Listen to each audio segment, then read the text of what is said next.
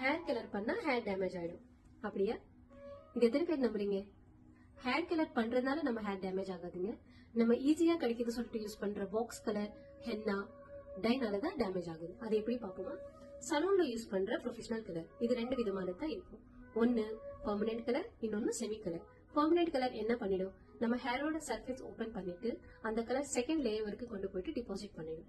So இதனால hair colour long லாஸ்டிங்காவும் ஷைனிங்காவும் இருக்கும். இது மட்டுமே கிடையாது, இதுல கேரிங்கான இன்கிரீடியன்ட் இருக்கிறதுனால நம்ம ஹேருக்கும் ஸ்கின்னுக்கும் எந்த மாதிரி ப்ராப்ளமும் வராது.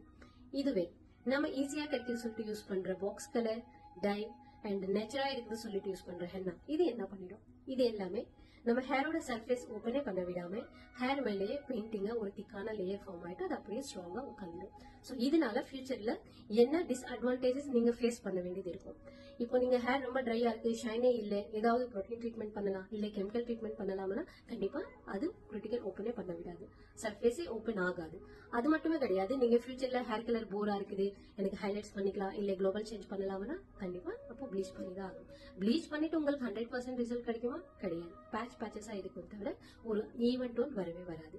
சோ இதனால ஃபியூச்சர்ல என்னென்ன ஃபேஸ் பண்ண வேண்டியது வருது இப்போ உங்களுக்கு தெரியல. சோ இனி நீங்க சூஸ் பண்ணுங்க, ப்ரொஃபஷனல் கலர் வேணுமா இல்ல ஈஸியா கிடைக்கிற டை, பாக்ஸ் கலர் அண்ட் நேச்சுரா இருக்கிற ஹென்னா வேணுமா சொல்லிட்டு.